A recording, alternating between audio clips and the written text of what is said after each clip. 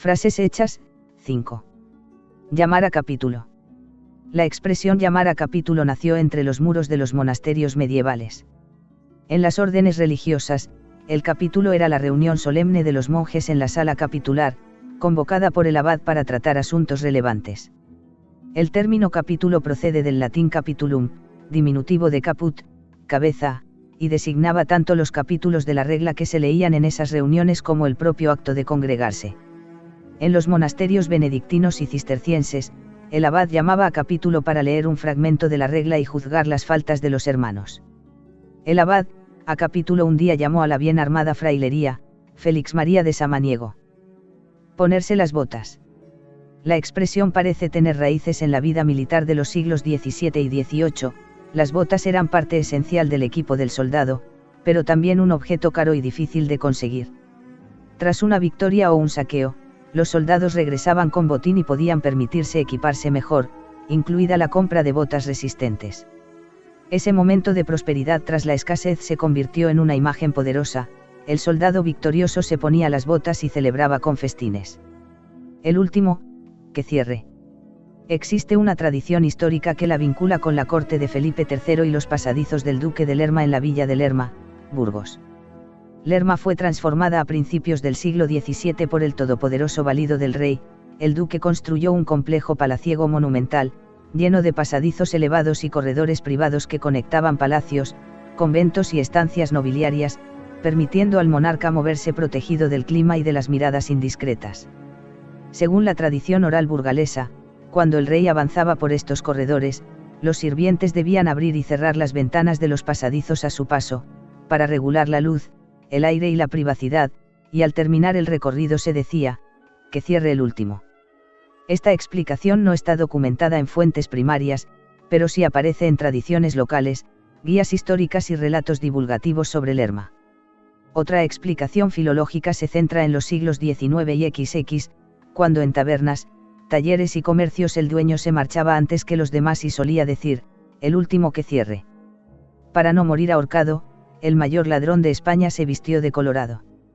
La coplilla nació en el siglo XVII como sátira popular contra Francisco Gómez de Sandoval y Rojas, duque de Lerma. Lerma acumuló un inmenso poder y riqueza durante 20 años, hasta que en 1618, viendo que su caída en desgracia era inminente y ante el temor a ser procesado, pidió al Papa Pablo V el capelo cardenalicio en 1618.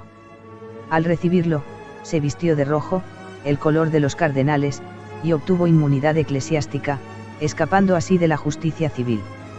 Irse a la porra.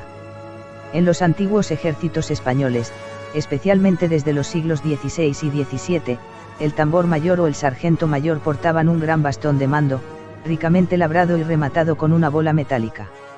Ese bastón se llamaba porra. Durante las marchas, la porra servía para marcar el ritmo y mantener la formación, y en los descansos del campamento adquiría otra función, se clavaba en el suelo y señalaba el lugar donde debían permanecer arrestados los soldados castigados por faltas leves. El pisuerga pasa por Valladolid. Su procedencia no está del todo clara, aunque una tradición muy extendida atribuye su popularización al rey Felipe II. Según el Diccionario de Dichos y Frases Hechas de Luis Alberto Buitrago, Felipe II habría utilizado esta frase en el siglo XVI. En 1560, el monarca decidió trasladar la corte de Valladolid a Madrid y la leyenda cuenta que, para justificar el cambio, comentó irónicamente el contraste entre la importancia de Valladolid y lo poco caudaloso que era el Pisuerga, usando esa observación como excusa para tomar una decisión que en realidad respondía a otros motivos. Me importa un pito. La teoría más aceptada sitúa el origen en el ámbito castrense. En los ejércitos de los siglos XVI al XIX, el pito o pífano era un pequeño instrumento musical tocado por un pífano cuya función era acompañar marchas y señales. Este puesto era ocupado por alguien de escaso rango y poca paga. Por eso, el pito se convirtió en símbolo de algo de poco valor. Existe además una relación indirecta con otra expresión, tomar por el pito del sereno. El sereno, figura urbana del siglo XIX, usaba un silbato para avisar de incendios, dar la hora o pedir ayuda. Pero su autoridad era escasa y en ocasiones no se hacía caso.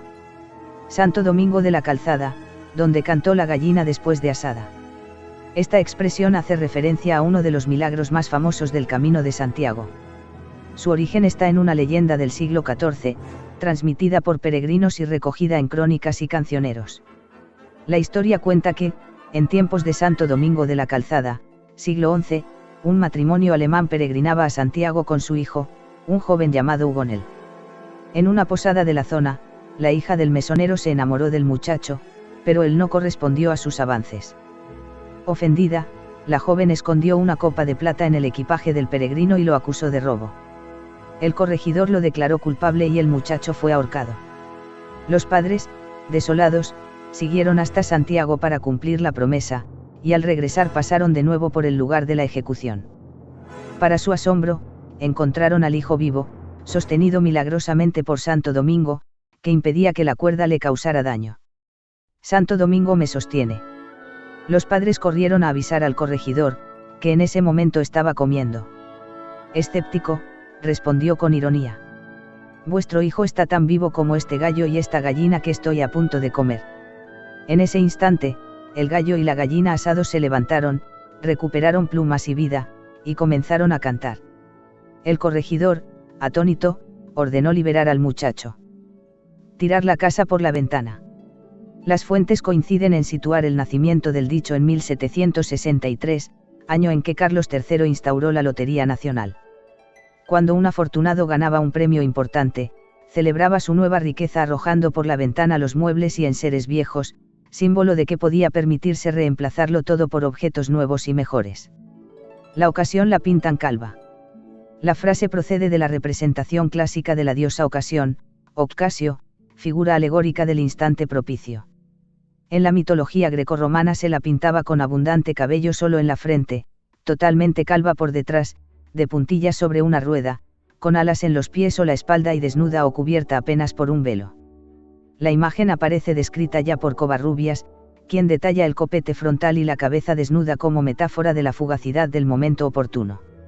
El refrán se documenta en español a principios del siglo XIX y entra por primera vez en el diccionario de la RAE en 1869. Tuve a mis pies postrada la fortuna.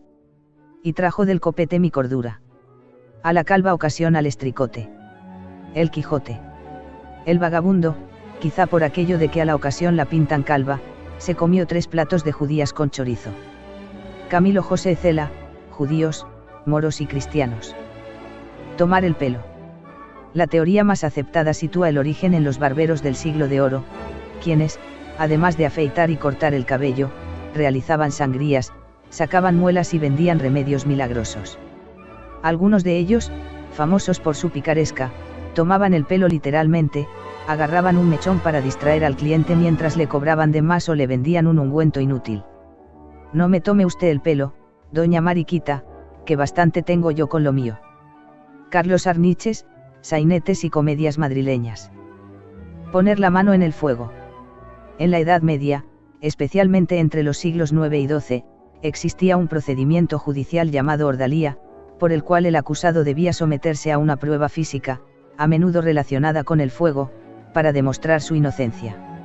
Una de las más conocidas era precisamente introducir la mano en el fuego, sostener un hierro candente o caminar sobre brasas.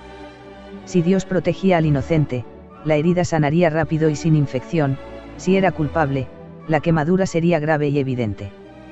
Pondría yo la mano en el fuego por su honestidad, Cervantes, la ilustre fregona. Las paredes oyen. La frase se documenta ya en el siglo de oro, cuando la vida en palacios, casas nobles y conventos estaba llena de espías, criados, alcahuetas y confidentes. Las viviendas de la época tenían tabiques finos, celosías, respiraderos y cámaras ocultas que permitían escuchar conversaciones privadas. La expresión alcanzó fama gracias a la comedia de Juan Ruiz de Alarcón, Las paredes oyen, 1617. Mirad lo que decís, que las paredes oyen. Ricardo Ayer.